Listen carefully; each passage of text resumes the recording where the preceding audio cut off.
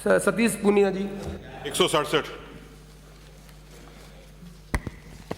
माननीय अध्यक्ष महोदय, प्रारंभिक आकलन में दिसंबर 2019 में हुई ओलावृष्टि से 7 जिलों में किसानों की फसलों को नुकसान होने की सूचना प्राप्त हुई, जिनमें विशेष गिरदावरी भी कराई गई।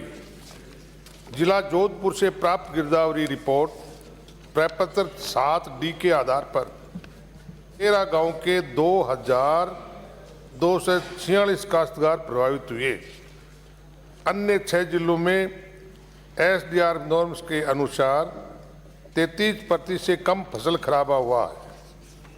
रबी फसल की नियमित गिरदावरी का कार्य प्रक्रियाधीन है।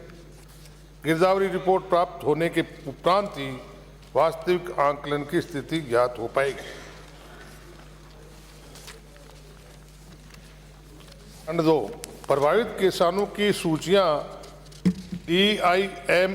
DIS पोर्टल पर जिले द्वारा अपलोड करने के पश्चात कृषि आदान अनुदान भुगतान की कार्रवाई की जाएगी।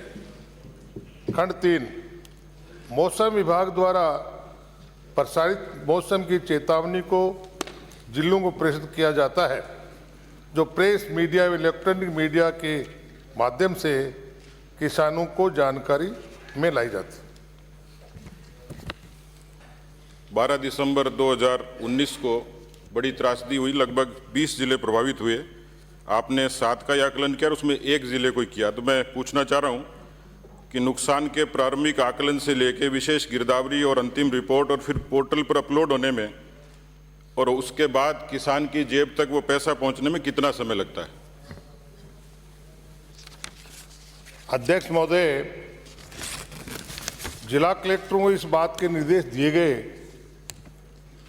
और 7/1/2020 को जब निर्देश दिए कि आपके जिले में कहां-कहां ओलावृष्टि हुई है, उन्होंने गिरदावरी कराई और गिरदावरी में 33% से नीचे जिले, उन जिलों के अंदर है, आपकी जानकारी के लिए कहना चाहूँगा, उन जिलों के अंदर 33% से नीचे के SDR नॉर्म्स के मुताबिक उनको पैसा नहीं मिलता है। सिर्फ जोधपुर जिले के 6 गांव हैं और जोधपुर जिले के 6 गांव के अलावा दूसरे उस कैटेगरी में नहीं आने की वजह से उन्होंने मिला। इसलिए वो गिरदावरी का अब गिरदावरी चल रही है। ये गिरदावरी, जैसे मैंने कहा कि गिरदावरी आगे मार्च तक, 5 मार्च तक गिरदावरी का समय है और 5 मार्च तक अगर गिरदावरी के समय में अगर जिला कलेक्टर द्वारा 33% से अबव जो भी गांव आएंगे और जो भी किसान आएंगे उनको कृषि आदान अनुदान के जरिए राशि प्रदान कर दी जाएगी। मैं यही पूछना चाह रहा था कि उनको कब तक भुगतान हो जाएगा किसानों को? जो गिरदावरी आपकी रिपोर्ट हो गई उसके बाद उनको, अब जो जोधपुर के किसान हैं, चल लीजिए 1 जिला मान लीजिए, उसके 6 गांव मान लीजिए, उनको कब तक भुगतान हो जाएगा? अध्यक्ष महोदय, इसकी प्रक्रिया है और जिला कलेक्टर द्वारा किसानों के नाम, जैसा मैंने कहा 2246 कृषक प्रभावित हुए हैं, तो आजकल ये तय है कि पहले किसान अपने खाता खोलेगा, अपने खाते का नंबर कलेक्टर को देगा और वो हमारे विभाग में जब आएगा तो तत्काल हम दूसरे तीसरे दिन ही उसको खातों में राशि उपलब्ध करा देते हैं। हम अभी तक ये 6 आया नहीं है 6 गाँव का, अगर आते ही हम उसको पैसा उसमें खातों में जमा करा देंगे। मैं निवेदन ये करना चाह रहा था। अध्यक्ष महोदय, मैं जो समझा इस प्रश्न के उत्तर से वो ये है कि केवल और केवल 19 में दिसंबर में जो ओलावृष्टि या जिससे जो नुकसान हुआ है वो केवल जोधपुर जिले के 2200 समथिंग गांवों में हुआ। बाकी राजस्थान में 13 गांव भी जो रिपोर्ट आपकी आ रही है वो ये कह रही है कि बाकी किसी जिले में, मतलब 7 जिले कुल ही बताए, 1 का आपने हिसाब दे दिया, 6 का हिसाब दिया नहीं, उसमें आपने ये लिख दिया कि 33% से अधिक खराबा इसमें कहीं नहीं हुआ। तो क्या राजस्थान के इस 19-20 के खराबे में राजस्थान के केवल ये 2246 काश्तकार ही हकदार है, बाकी कोई किसान हकदार नहीं है? हाँ, ये बात सही है। ओलावृष्टि के आधार पर जोधपुर जिले के 6 गांव और 6 गांव के 2246 काश्तकार ही इसके हकदार हैं। बाकी जो 7 जिलों में जो गिरदावरी कराई गई उन गांवों की संख्या 139 है और वो 33% से कम खराबे की रिपोर्ट जब जिला कलेक्टर देते हैं तो उनको पैसा। अब ये तो आपको मालूम है, ये तो आप भी इसके मंत्री हैं। 33% से कम खराब हुआ है, उसका मैं क्या कर सकूं? मैं बहस नहीं करना चाहता हूं। मैं इतना जरूर हूं कि इसके पहले के आए हुए प्रश्नों के जवाब में राजस्थान में ये फसल खराबा आपने स्वयं ने माना है। मेरे पास अभी तुरंत क्वेश्चन का उत्तर नहीं है और उससे बिल्कुल उल्टा उत्तर ये दे रहे हो आप। मैं दोनों आपको ला करके आपके पास अलग तरह से उठाए। अगला प्रश्न।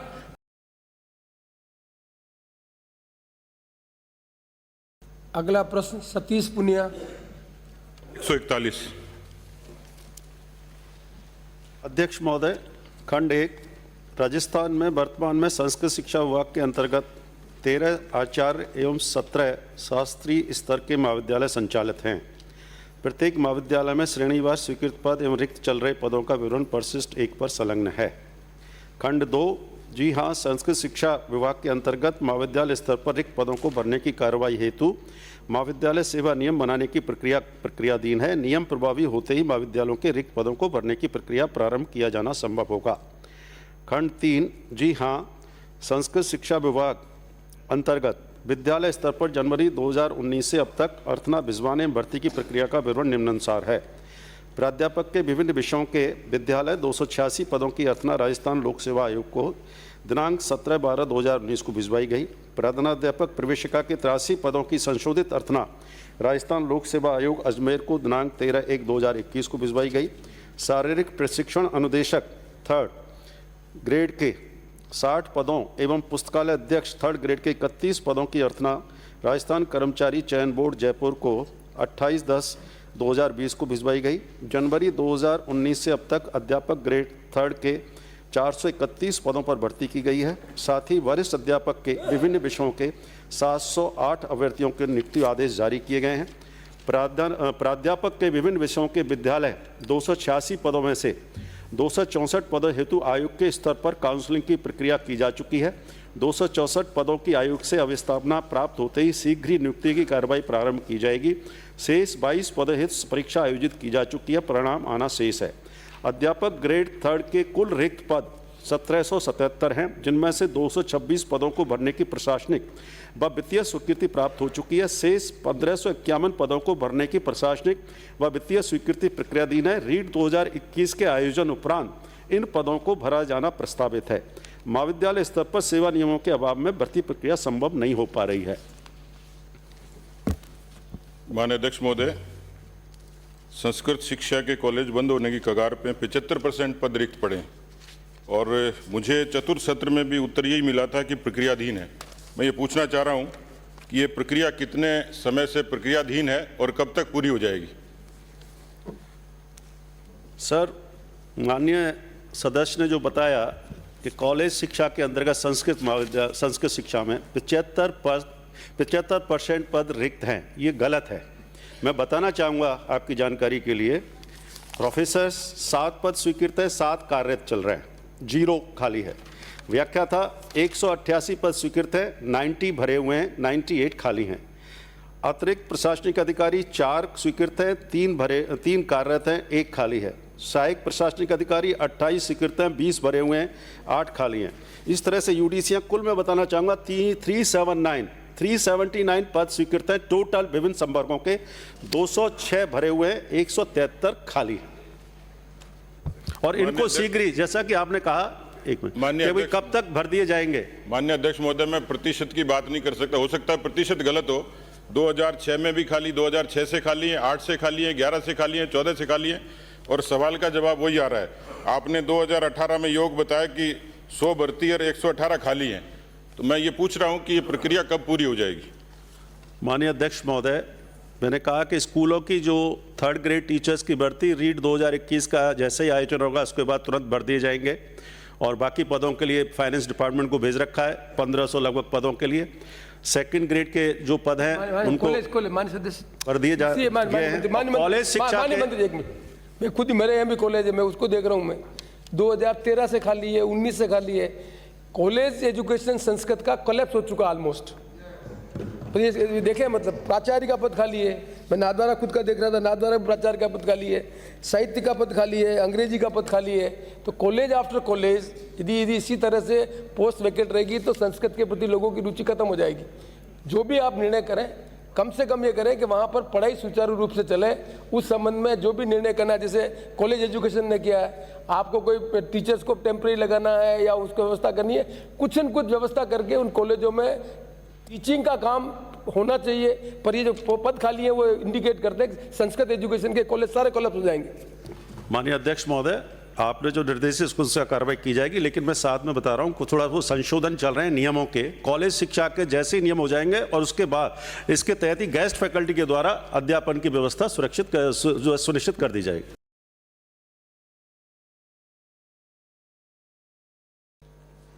माननीय अध्यक्ष महोदय, प्रदेश के जंगलात में राम राज्य की स्थापना हो गई, वो तो बड़ी बात है, लेकिन शिकार की लगातार घटनाएं हुई हैं और दिसंबर तक उदयपुर के सलूम्बर में, प्रतापगढ़ में, भरतपुर में और सरिस्का में, फंदे में टाइगर ST11 की मौत भी हो गई थी। मेरा निवेदन ये है कि वन कर्मियों की कमी के कारण ये सब घटनाएं हुई। तो मेरा प्रश्न है कि वन कर्मियों की कमी पूर्ति होमगार्ड और बॉर्डर होमगार्ड के जवानों से करनी पड़ रही है। इन रिक्तियों को भरने और वर्तमान में वन्य जीवों की सुरक्षा में फील्ड में तैनात कार्मिकों की संख्या में पर्याप्त आवश्यक आधुनिक संसाधन सहित इनको उपलब्ध करवाने के लिए सरकार की क्या मंशा है? क्या कोर्ट ने कोई इस संबंध में आदेश दिए हैं क्या? माननीय अध्यक्ष जी, रणथंभौर बाग परियोजना में कुल 345 कर्मियों के अगस्त में 175 फॉरेस्ट के कर्मचारी और 64 STPF के स्टाफ, 110 होमगार्ड्स और 22 बॉर्डर होमगार्ड, ये मतलब 345 अगस्त में 371 कर्मचारी रणथंभौर में कार्यरत है।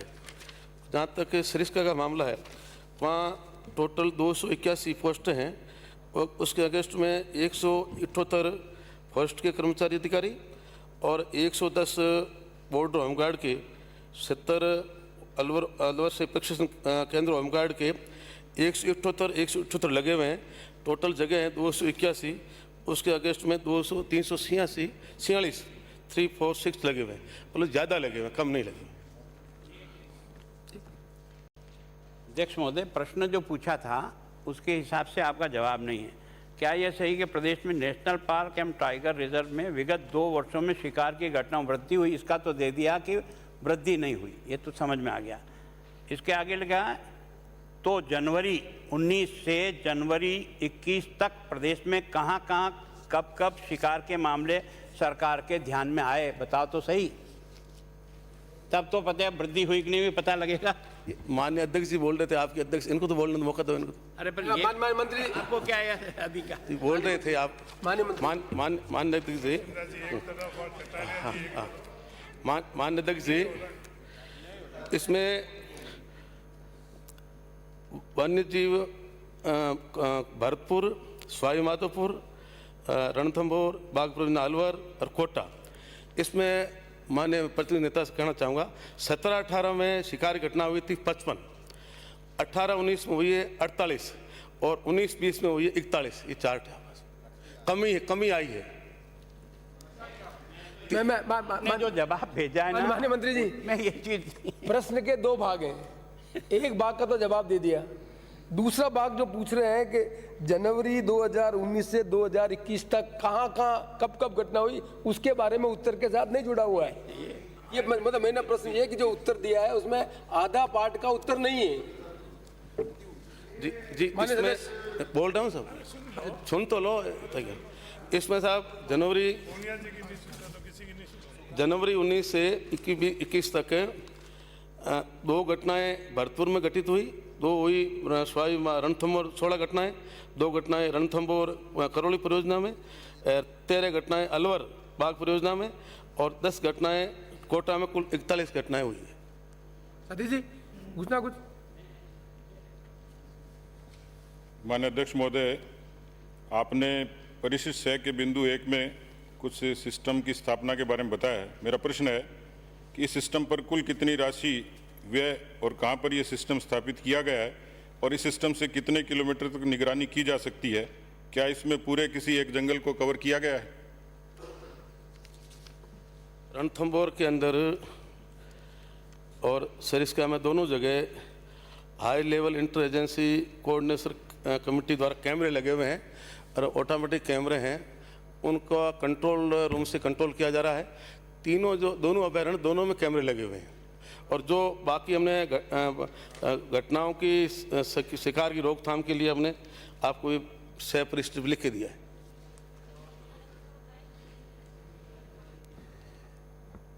माननीय अध्यक्ष महोदय, वैसे इस प्रश्न का प्रॉपर जवाब नहीं आया तो मैं चाहूँगा आप इसकी अलग से चर्चा करेंगे, तो महत्वपूर्ण विषय है। लेकिन एक तीसरा जो मेरा प्रश्न इसमें है कि आपने बिंदु संख्या 8 में फिर बताया परिशिष्ट 6 में कि वन्य जीवों की सुरक्षा के लिए दीवार निर्माण, चैनलिंग, फेंसिंग के काम किए हैं, लेकिन इसमें कई जगह ऐसे स्थान है जहाँ न सुरक्षा दीवार है, न चैनलिंग फेंसिंग है और असामाजिक तत्व अनेक बार उसमें प्रवेश कर जाते हैं।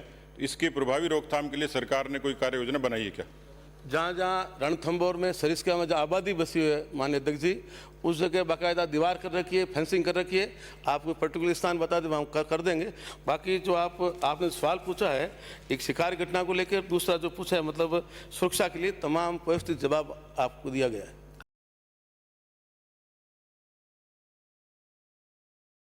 श्री सतीश पुनिया। 2351।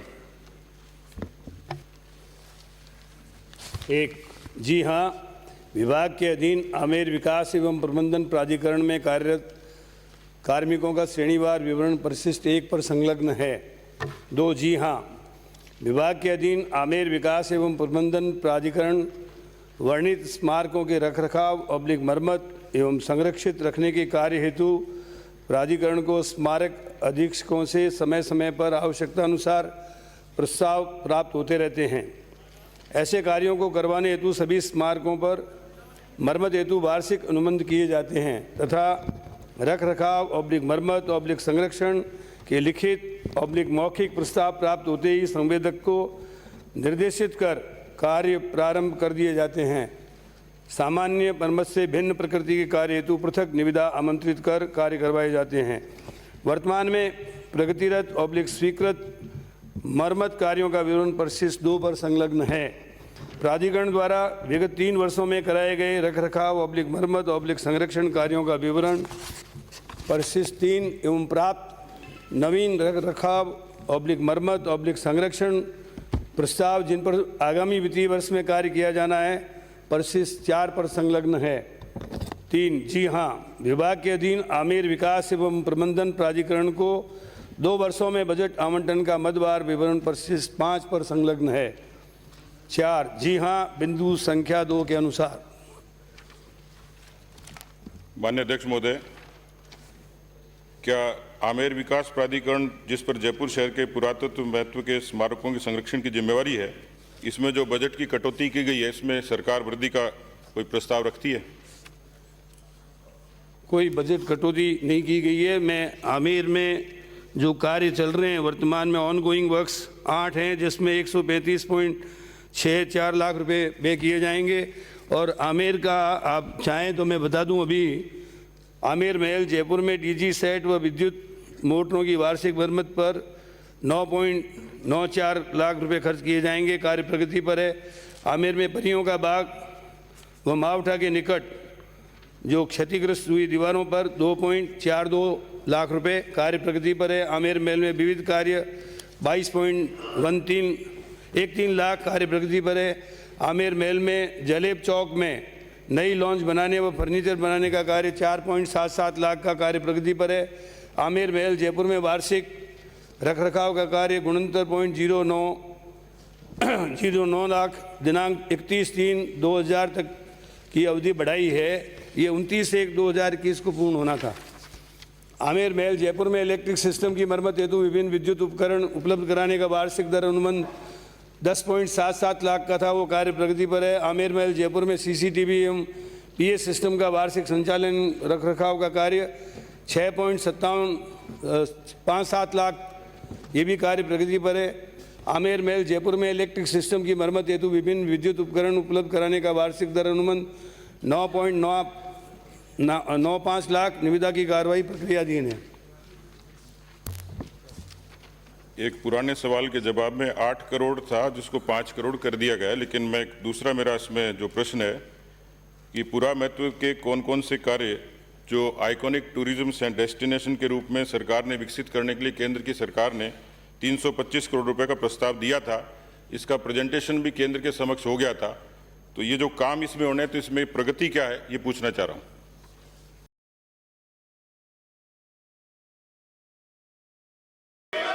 प्रश्नकाल प्रश्न 21।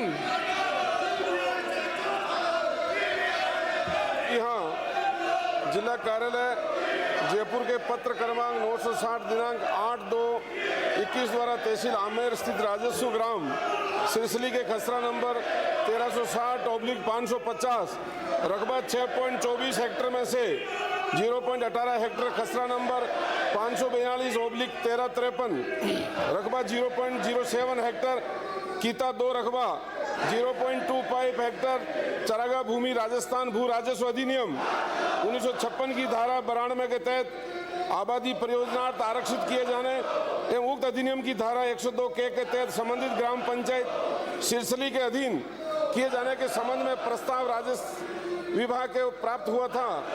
प्रकरण में आवेदित भूमि की किस्म चरागा श्रेणी की है, जो कि माननीय न्यायालयों के विभिन्न निर्णयों द्वारा व्यापक जनहित में ही वर्गीकरण परिवर्तन किए जाने हेतु निर्देश प्रदान किए गए हैं। चरागा भूमि पर अतिक्रमण कर वर्षों से बसी सघन आबादी को नियमितीकरण किए जाने हेतु राजस्व ग्रुप 6 विभाग द्वारा मंत्रिमंडल की आज्ञा क्रमांक 157/2021 दिनांक 20/12/21 की पालना में दिनांक 20/12/21 की पॉलिसी जारी की गई एवं उक्त क्रम में राजस्व ग्रुप 6 विभाग द्वारा राजस्थान काश्तकारी नियम 1955 के तहत नियम 7 में संशोधन कर जारी अधिसूचना दिनांक 27/1/22 के तहत प्रकरण का परीक्षणोपरांत नियमानुसार आवश्यक कार्रवाई कर प्रकरण का निस्तारण किए जाने हेतु जिला कलेक्टर जयपुर को विभागीय फलाफरा नंबर दिनांक 4/2/22 द्वारा निर्देशित किया जा चुका है। परिशिष्ट ऐप पे संलग्न है।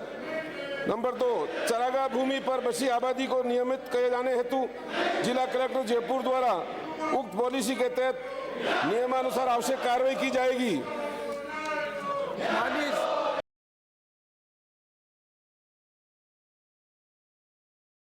सतीश पूनिया प्रश्न संख्या 67 वन मंत्री जी।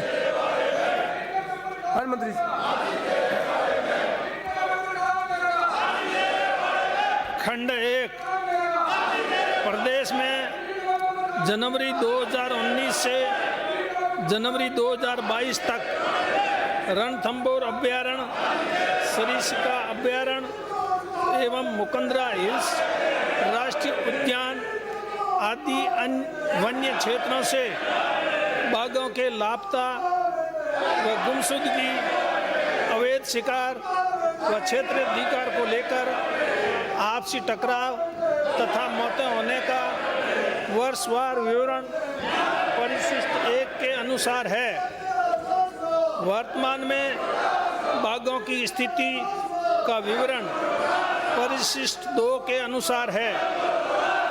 खंड 2 रणथंभौर टाइगर रिजर्व वन क्षेत्र में बाघों के लापता व गुमशुदगी, अवैध शिकार व क्षेत्राधिकार को लेकर आपसी टकराव तथा इनसे मौतें होने के कारणों में जांच भारत सरकार द्वारा दिनांक 13/3/2020 को गठित समिति द्वारा की जा रही है, जिसकी रिपोर्ट अपेक्षित है।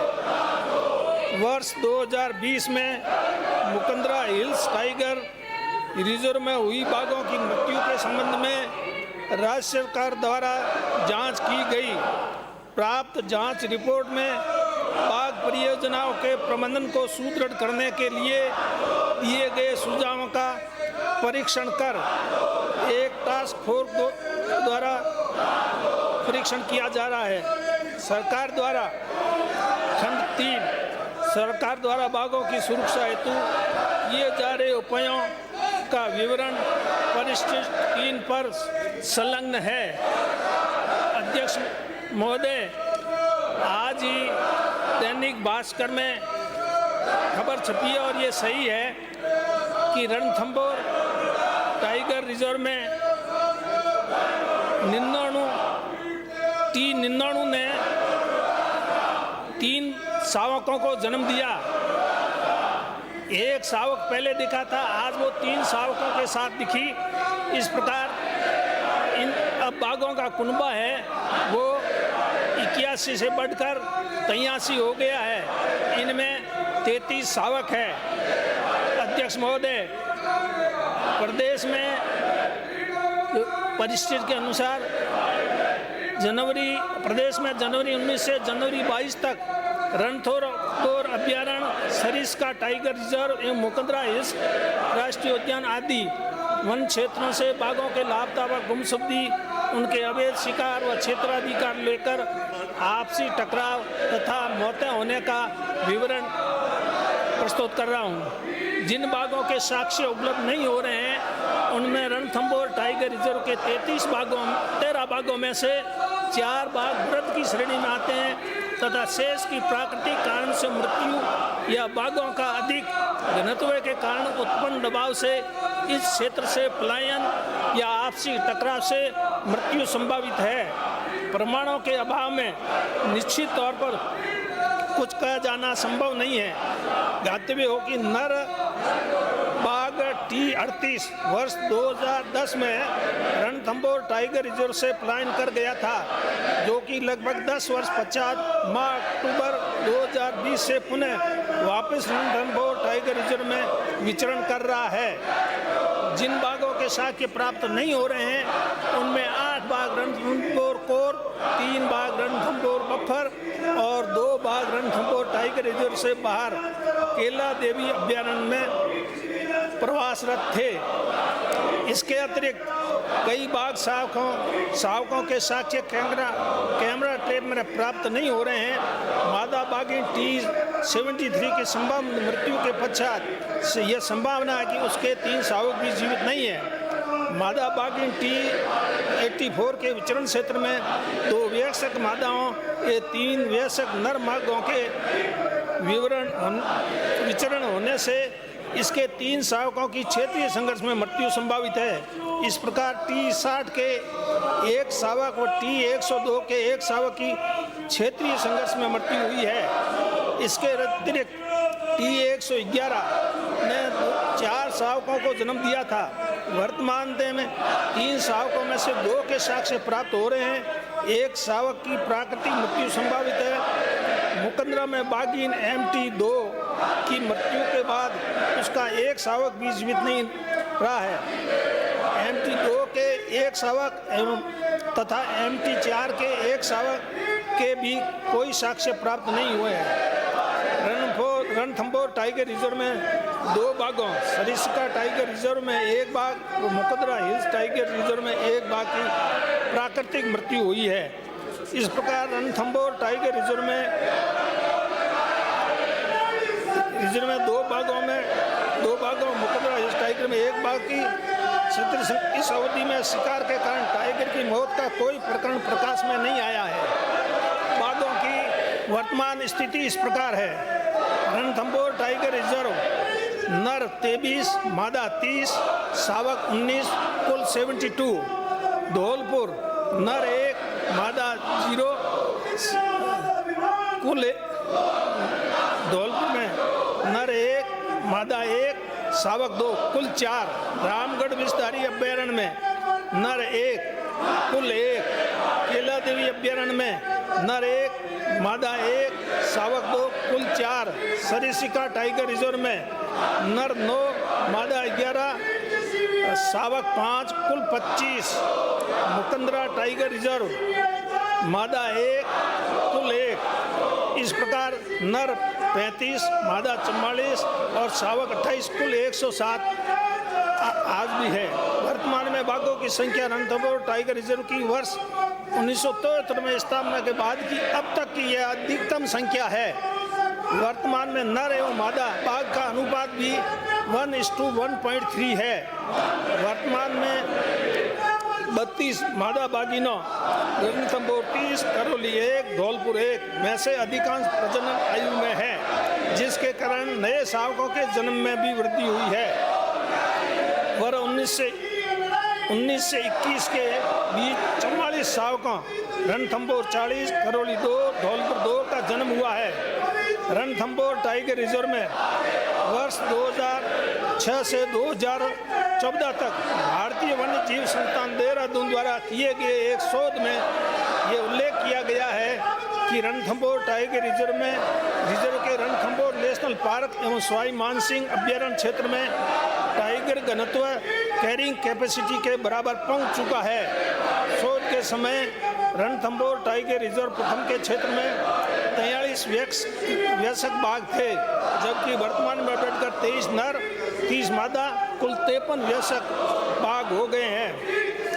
वर्ष 2011 में राष्ट्रीय व्याघ्र संरक्षण प्राधिकरण द्वारा गठित मिसिंग टाइगर के संबंध में कमेटी ने अपनी रिपोर्ट में उल्लेख किया है कि रणथंभौर नेशनल पार्क में 40 से अधिक बाघों की संख्या पार्क प्रबंधन के लिए हमेशा समस्या का कारण रही है।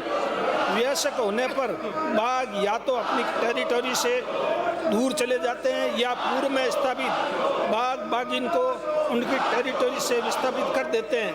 बाघों की बढ़ती संख्या के लिए रणथंभौर टाइगर रिजर्व में पर्याप्त क्षेत्र उपलब्ध नहीं है।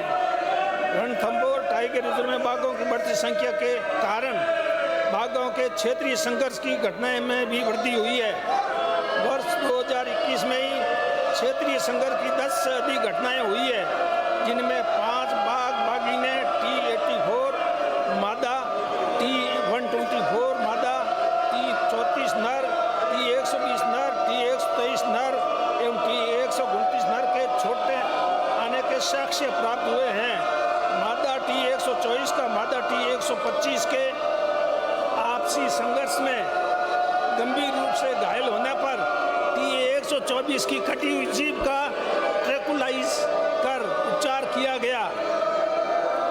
रणथंभौर बाघों का ब्रीडिंग ग्राउंड बन गया है, जहां से पैदा होकर बाघ आपस में टेरिटरी के लिए प्रतिस्पर्धारत रहते हैं तथा नए क्षेत्रों की तलाश में कॉरिडोर के माध्यम से उन क्षेत्रों में चले जाते हैं जहां पूर्व में बाघ रहते रहे हैं।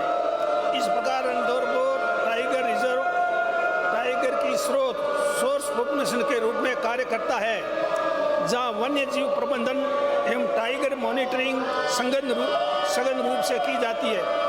इसके समीपवर्ती क्षेत्र में बफर क्षेत्र घोषित है, जहां पर वन्य जीव प्रबंधन एवं टाइगर मॉनिटरिंग कोर क्षेत्र के स्तर से कम होती है। इसके बाद प्रादेशिक वन क्षेत्र अथवा राजस्व क्षेत्र में बाघों के पलायन करने पर से सिंक पॉपुलेशन माना जाता है, जहाँ वन्य जीव प्रबंधन टाइगर मॉनिटरिंग के प्रभावी प्रबंधन की कोई व्यवस्था नहीं होने से बाघ के जीवित रहने की संभावना बहुत कम हो जाती है। विगत वर्षों के रिकॉर्ड अनुभव से ये स्पष्ट है कि रणथंभौर टाइगर रिजर्व से इसके समीपवर्ती वन्य जीव अभ्यारण्य क्षेत्रों एवं वन क्षेत्रों में यहाँ के टाइगर्स कॉरिडोर से होते हुए भरतपुर, धौलपुर, करौली, कोटा, बूंदी, रामगढ़ विस्तारी वन्य जीव अभ्यारण्य, Bundi, Mukundra hills tiger reserve, Kota, Mathura Uttar Pradesh, Datia Sheopur, Kalpur, पूनो मध्य प्रदेश पलायन करते रहे। विगत वर्षों में रणथंभौर टाइगर रिजर्व से बाहर पलायन करने वाले बाघों का विवरण परिशिष्ट 1 पर संलग्न है।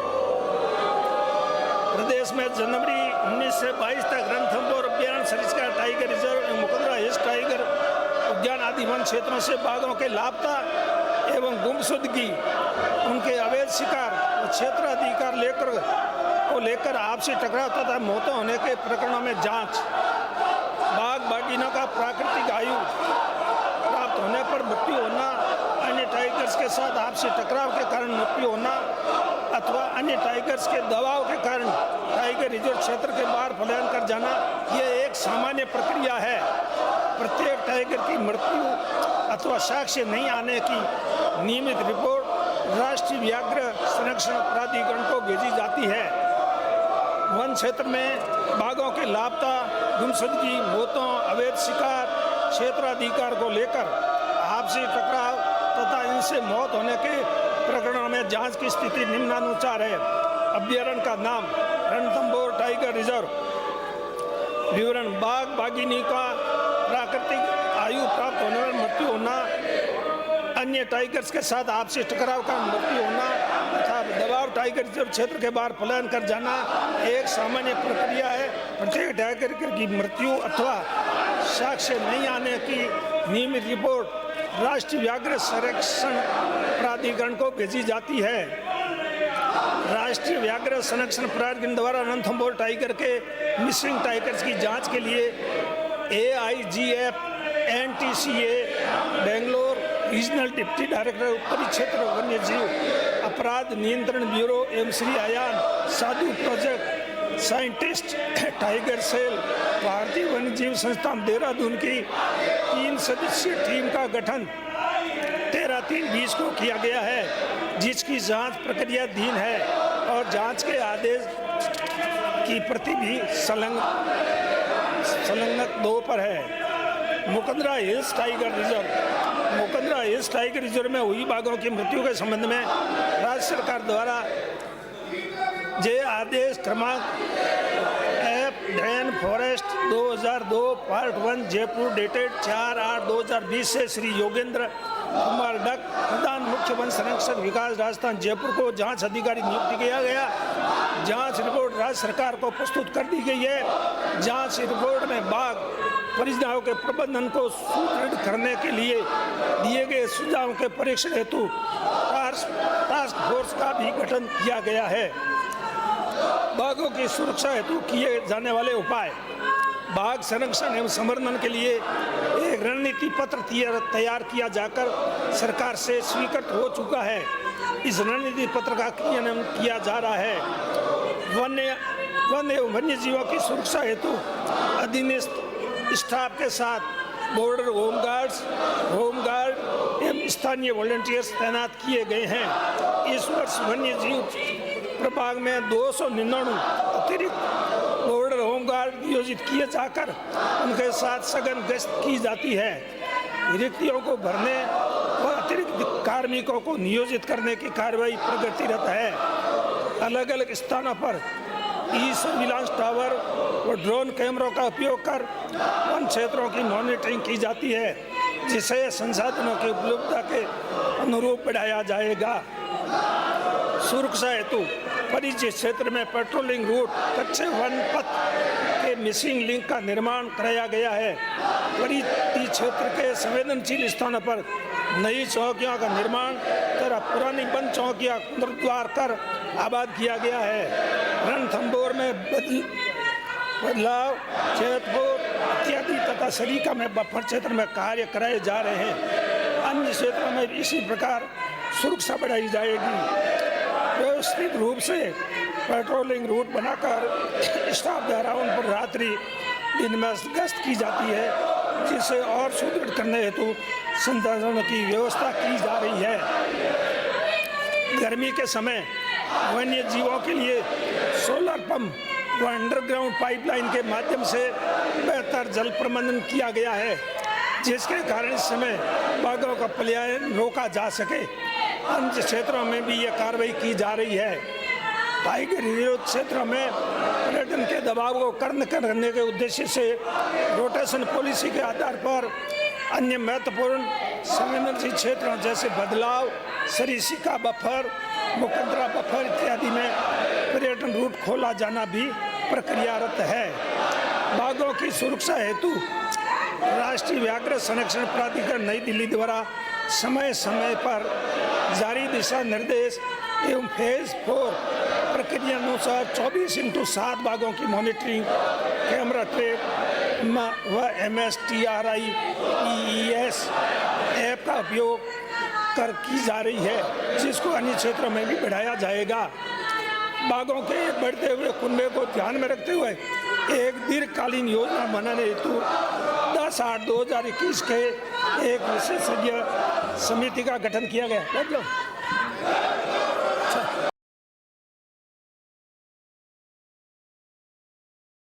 प्रश्न सतीश पूनिया। 512। अध्यक्ष महोदय, ये सही है कि सीमावर्ती राज्यों में डीजल व पेट्रोल पर वैट की दर कम होने के कारण प्रदेश के सीमावर्ती जिले गंगानगर, हनुमानगढ़, अलवर, चूरू में डीजल व पेट्रोल की बिक्री लगातार कम हो रही है। ये सही नहीं है। यदि हाँ, तो विगत 3 वर्षों का उक्त जिलों से सरकार को प्राप्त राजस्व का संख्यात्मक विवरण सदन की मेज पर रखें। तो परिशिष्ट ऐ पर रख दिया गया है। खंड 2, पेट्रोल डीजल की कीमतें अनेक कारकों पर निर्भर करती है। अनेक कारकों पर निर्भर करती है, जिसमें वेट केवल एक कारक है। प्रत्येक राज्य में डीजल एवं पेट्रोल की कीमतें डिपो से पेट्रोल पंप की दूरी के अनुसार अलग अलग होती है। अतः राज्यवार तुलना संभव नहीं है। अन्य राज्यों की कीमतों का डाटा भी विभाग के द्वारा संधारित नहीं किया जाता। राज्य सरकार वेट के राजस्व पर प्रभाव को देखते हुए आवश्यक होने पर ही समयानुसार यथोचित निर्णय लेगी। माननीय अध्यक्ष महोदय, सामूहिक तौर पर पूरे राजस्थान में आस पड़ोसी राज्यों के मुकाबले वैट सर्वाधिक है 31%, पेट्रोल पे 19%, डीजल पे। ये सबको पता है कि जो सीमावर्ती क्षेत्र हैं, पंजाब हो चाहे हरियाणा हो चाहे दिल्ली हो चाहे गुजरात हो, सब जगह वैट कम है और उसके कारण जो आपने अभी फिगर दिया है 3% की वृद्धि सामान्य है। और वो भी तब जब 2021 में एक्साइज ड्यूटी कम हुई तो 6.7% कम हुआ और उसके बाद 17% बिक्री बढ़ी। मेरा निवेदन ये है कि काफ़ी पेट्रोल पंप बंद हो गए और ये जो रेवेन्यू आपने बताया है जो पेट्रोल का, उसमें 531 करोड़, उसके बाद 583, उसके बाद फिर 562 हो गया, यानी कम हो गया। बिक्री बढ़ने का जो कारण था वो था एक्साइज ड्यूटी का कम होने के कारण जो नवंबर 2021 में हुई थी, इसलिए लगातार वहाँ कमी हो रही है। मेरा सवाल ये है कि क्या सरकार ये वैट को कम करने की कोई मंशा रखती है क्या, इसके आपके आंकड़ों के बावजूद भी?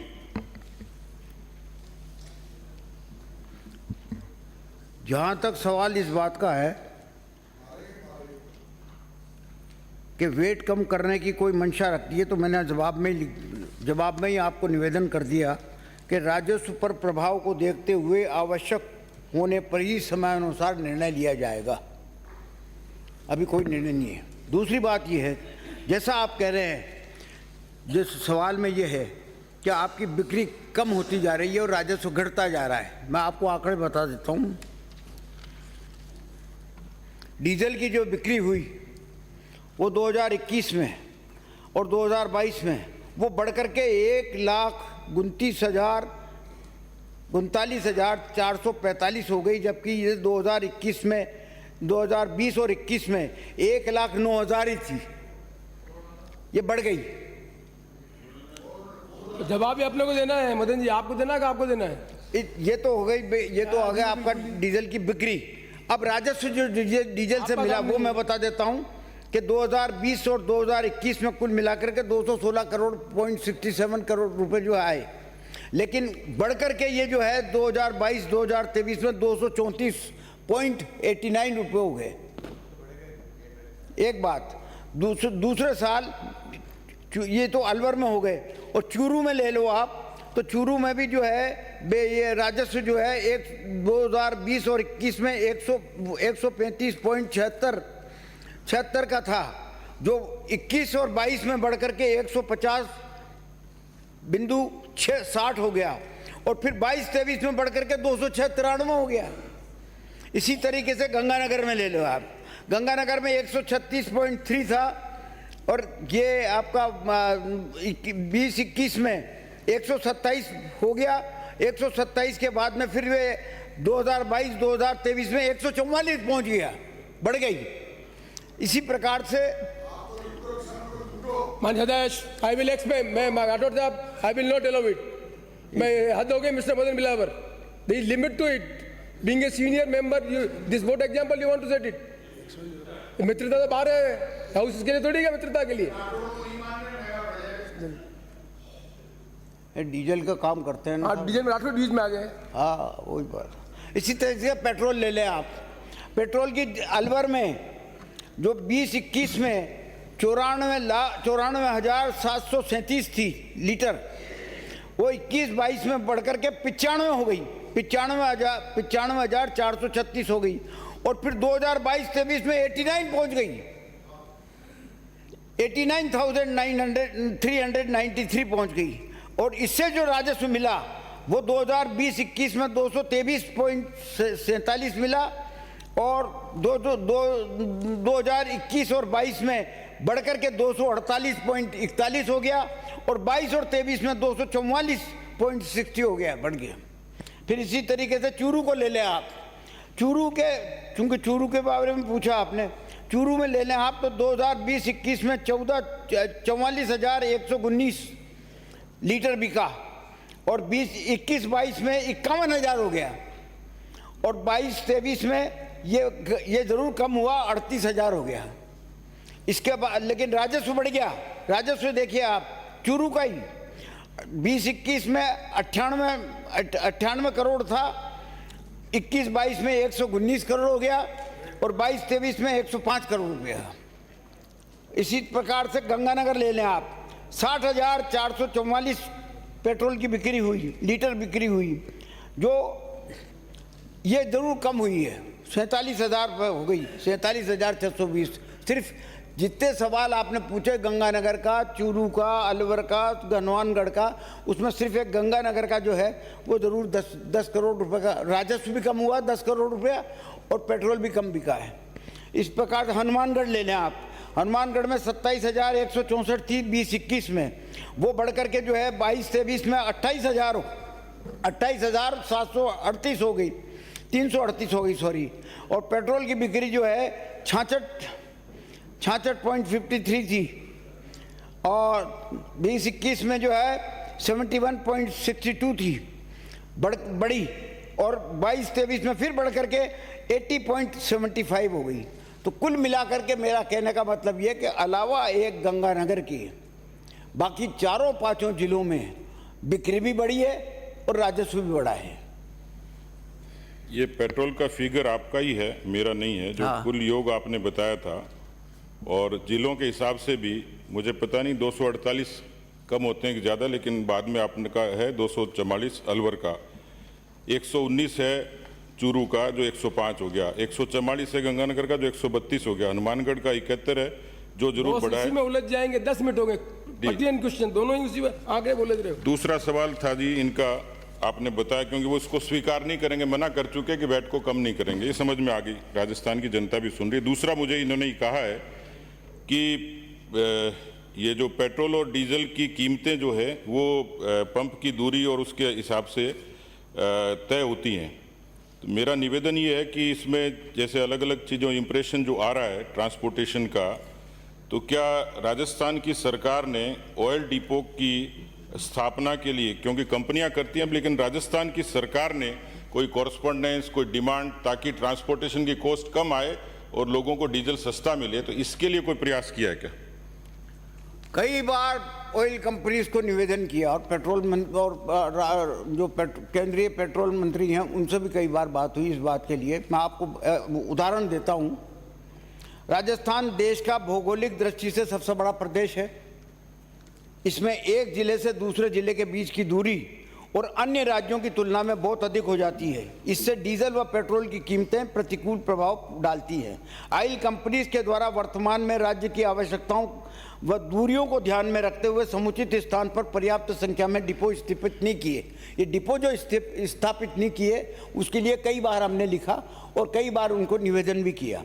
इसका उदाहरण देता हूँ मैं आपको कि राजस्थान के उत्तरी जिले जैसे गंगानगर, हनुमानगढ़, चूरू ऑयल कंपनीज के वर्तमान डिपो में जो ऑयल आता है वो वर्तमान में आता है जोधपुर डिपो से। जोधपुर डिपो से आपूर्ति की जाती है। यदि तेल की आपूर्ति इन जिलों के निकट डिपो स्थापित कर दी जावे तो निश्चित ही लागत कम आएगी और कीमत भी कम होगी। अध्यक्ष महोदय, मंत्री महोदय, मैं पूछना चाहूँगा कि दिसंबर 2018 में राजस्थान में पेट्रोल और डीजल की पर वेट की दरें क्या थी और आज की तारीख में वेट की दरें क्या हैं?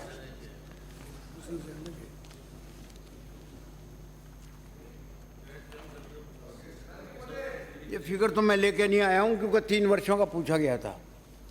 मैंने मोटा सिर्फ ये पूछा है। मोटा पूछो चाहे छोटा पूछो, नहीं, आप ये बता दें कि 2019 में क्या ये सही है कि राजस्थान के अंदर डीजल पर वेट उस समय 18% था जो आज 19.3% है और डीजल पर पेट्रोल पर 26 था जो आज 31 है। आपने क्या ये सही है कि राजस्थान में आपने आने के बाद 6 बार डीजल और पेट्रोल पर वेट बढ़ाया और आपने कहा था जीएसटी काउंसिल में हम इसको लेकर जाएंगे, लगातार 6 बार वेट बढ़ाया? ये बढ़त घटत चलती रहती है। सेंट्रल एक्साइज जो है ना वो भी कई बार घटी हुई है, कई बार बढ़ी हुई है। और आप तो ये देखिए आपके जो फैसले होते हैं। दारीवाल साहब हो गया, दारीवाल साहब हो गया। सभापति महोदय, गलत बात। डीजल पर दारीवाल साहब हो गया। ये बता दीजिए अगला प्रश्न स्टेट का और सेंटर का रेशो कितना है टैक्स का? आप बताइए 6 बार डीजल पर रेट बढ़ाया